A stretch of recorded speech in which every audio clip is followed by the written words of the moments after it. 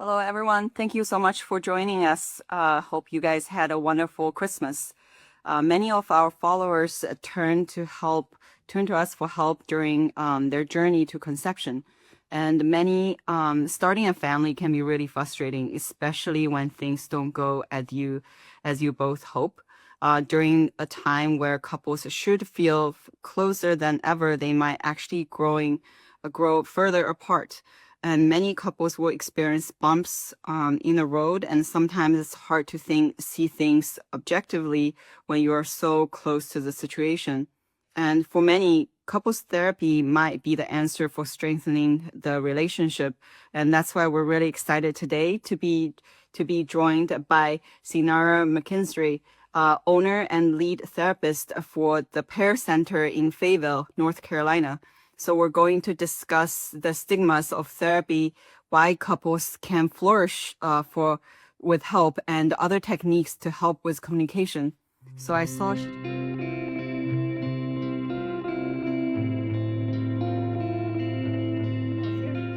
Hello, here you are. Hi, how are you? How are you? I'm doing well. How are you, Dr. Ewan? Thank you so much for joining us. This is a topic we have not covered, but much needed topic. Absolutely. Thank you so much for having me and for just being patient with all the rescheduling conflicts we've had. I really appreciate your patience.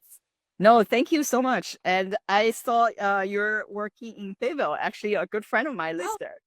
really? Actually being there. Yes. So you know how Fayetteville is then. Exactly. Yeah, yeah.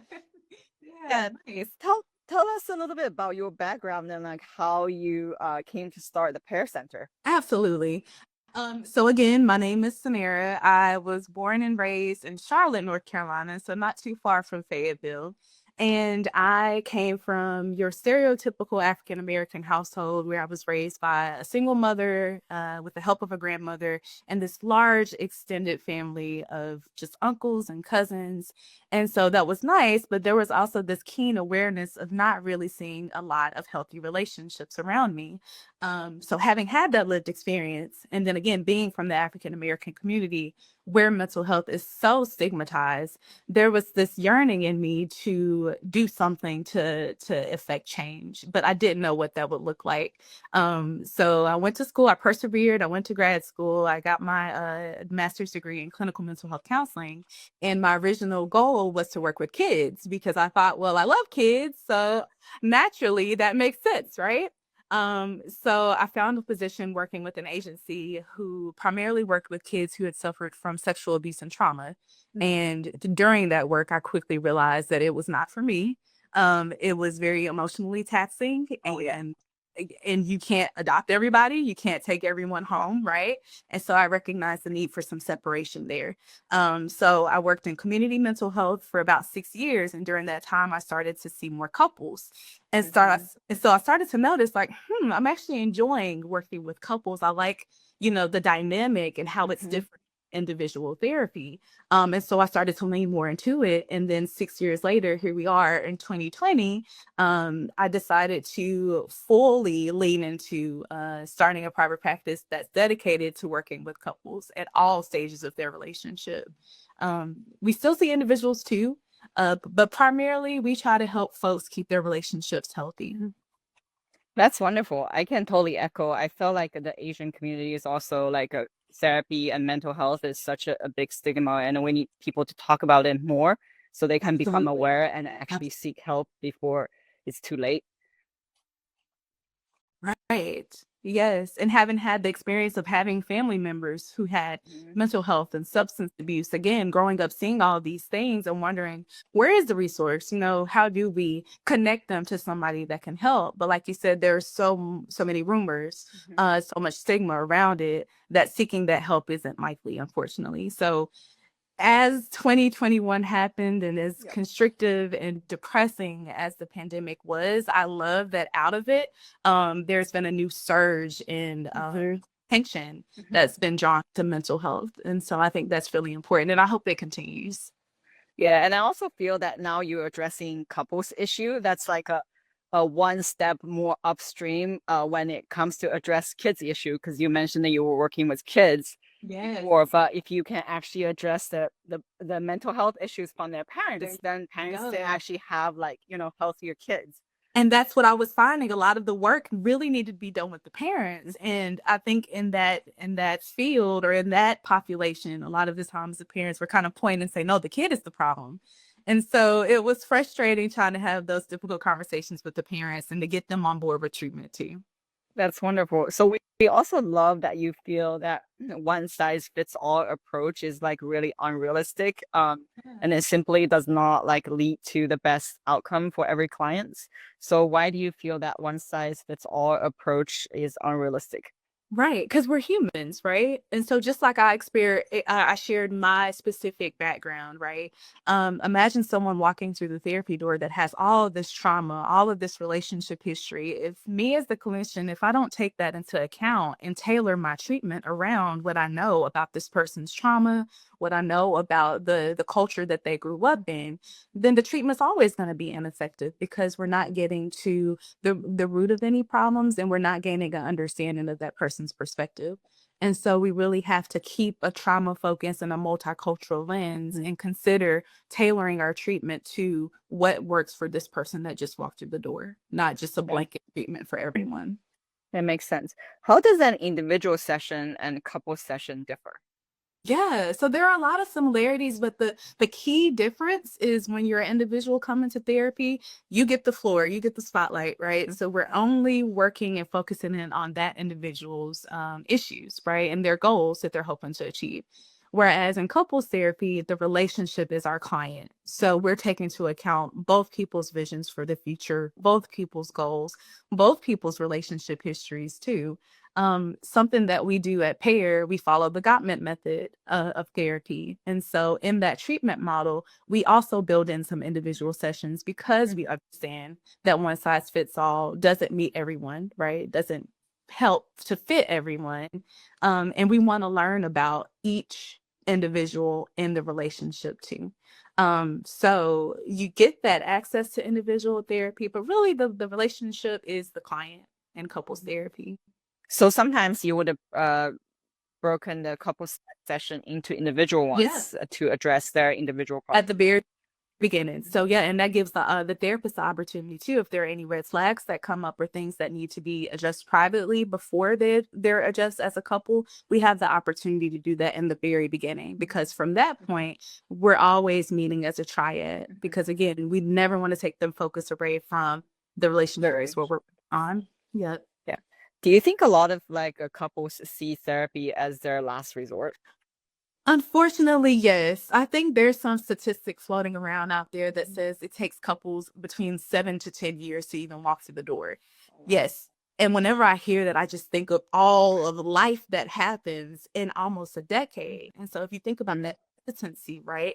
And the trench, the emotional distance that's being built in all that time, it's really doing the couple a disservice to not go to therapy sooner. But therapy obviously is not the last resort. Right. It is not the last resort. So can therapy be like something that quote unquote like healthy couples can benefit from? Absolutely. Right. So I like to think of therapy just like if you were to go to see the doctor or the dentist and how we benefit from our annual checkups. Mhm. Therapy can be the same thing. So couples that feel like, oh, everything's fine, we're good. But I kind of don't like it when he says this or does this. But it's not a big problem. It's fine. Right. Sometimes having that unbiased third party there can really help bring some of those low level issues to the surface so that we're in dialogue about those things, right? If it's really not an issue, then great. But at least we're having open communication around that and maintaining the health of your relationship. Mhm. So if a couple decides to divorce, is there still a reason that they should consider couples therapy? If not more so, yes. A lot of problems with divorce, right? So there's how do we split up property? How to be co-parent in a healthy way, right? How do we navigate some of these difficult emotions that are just coming up for us as far as grief and loss around losing this relationships? There's so much that needs to be untangled in a marriage, that having that third party person there can really help not only be an accountability partner for the couple, but just make sure that it's done amicably, as amicably as possible, right? And in some cases we can't avoid some of the things that come up, but again, having that person, that therapist, can be very supportive. Yeah. So how can a couple trying to conceive also benefit from therapy? Because we have so many audience that are couples who are trying to conceive. Yes. So kind of like what I said with divorce, fertility is such a unique situation.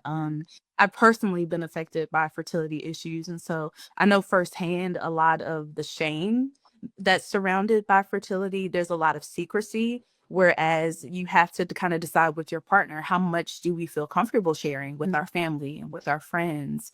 How comfortable do we feel continuing to try, treatment after treatment or cycle after cycle of IVF? You have hormonal fluctuations due to your IVF medications, right? So there's so many additional life stressors that are being added to couples that are going through fertility issues, that again, if you're a healthy relationship that has good communication foundations down, then okay, you could use that additional support. But if you're a couple that's already struggling with communication or already struggling with trust issues, again, that added stress can be detrimental to the relationship. So that's where couples therapy can come in again and help dialogue around some of those issues.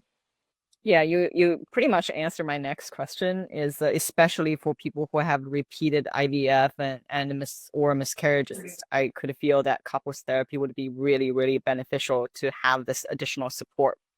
Absolutely. Absolutely. And two, I mean, especially it really doesn't matter, but if you're a couple that doesn't have a kid, and again, like you're coming up on your fifth cycle and you're not sure whether to proceed or not, and maybe you and your partner aren't on the same page. Again, those could be points of contention in a relationship. And so relying on a professional is really important during that time. Yeah, I could see also besides the emotional like burden and struggle during IVF or miscarriage, like money is also a big thing with IVF because it's Huge. like a cost so much money and how you're gonna deal with it, the stress comes with it. Right. Therapy session would be really beneficial. Absolutely. And with finances already being one of the leading causes of divorce, right? Again, going back to that added stressor because of the fertility journey. So what does the session with you look like? Yes. So a couples therapy session, kind of like what I said in the beginning. So according to the Gottman method that was developed by Doctors John and Julie Gottman, we like it because it's based by science or backed by science. They've been doing this research into couples for decades. And so typically we get the couple to come in for their first session. We go over their relationship history from the very beginning, from when they met, to get an idea and a feel for how this couple has evolved through and moved through time together. Then after the first session, each couple will get access to online assessments that dig a little bit deeper into their relationship. And it also covers sensitive topics that sometimes don't come up in the first session. We recognize that for a lot of people, couple therapy can be intimidating, right? And so we want to do our best to be sensitive to that. And so we review those assessments and we follow up with each partner during those individual sessions that I mentioned, just to say, hey, this is what came back on your assessment.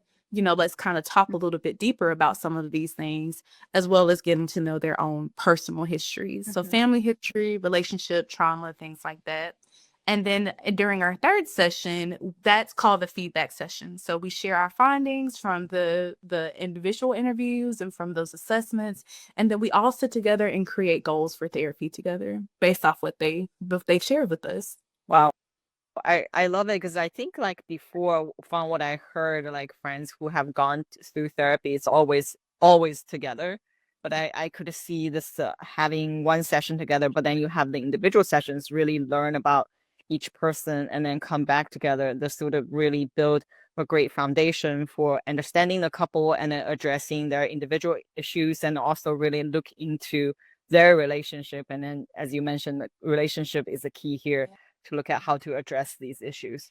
Right. And so now that I, as the clinician, have a better visual of your relationship, now I can help you guys to understand each other a little bit better now that I've had those one-on-ones. Yeah.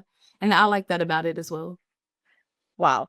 Do you offer in person or both in person and virtual now? Yeah, so at Pair, we actually prefer to do couples counseling in person, and a lot of people hate that, but it's so hands-on, it's so experiential. One of my things is like therapy, although we may be talking about serious topics, it doesn't have to be boring, it doesn't have to be mundane. Like, I don't want you dreading coming to the office, but I do want your undivided attention, right? We have to be invested in the process. And so we find that it's better to get couples to come in for that work. But we do have individual counseling that we offer in person and online. I could see the virtual session, you would miss some of the body language, Yeah. if you observe like couples, how they interact with each other, even just the body language, I think it can give a lot of cues to therapists to, Absolutely. better address what's going on. Yes. We're missing all that juicy context when we're meeting over Zoom, right? So yeah, Wow, we this person. is really, really cool. I really love your approach. Thank you. Thank you. Yeah, I think it works well for couples. And so we just continue to try to hope and reach as many people or as many couples as possible. Wonderful, wonderful. So thank you so much for joining us and answer these great questions. I feel like everyone, even if it's like a virtual sessions, everyone needs to sign up and also follow the Pair Center. So much Yes. great content. Thank you so much, Dr. Hewitt. Thank you. Yes, follow the Pair Center. We have counselors and trainers that are accepting new clients for January, so that's exciting. And yeah, if anyone has any questions about couples therapy, feel free to DM me. I respond, not a robot. So yeah, I'm happy to answer any. Yeah, we'll include also the handle and all the information in a post promoting this Instagram live. So thank you so much. And also like thank you so much for joining us. Like I know this week is kind of like off week for a lot of people. So thank you so much. I appreciate being here. Thank you for having me. Thank you. Talk to you soon then. All right. Bye. Bye-bye.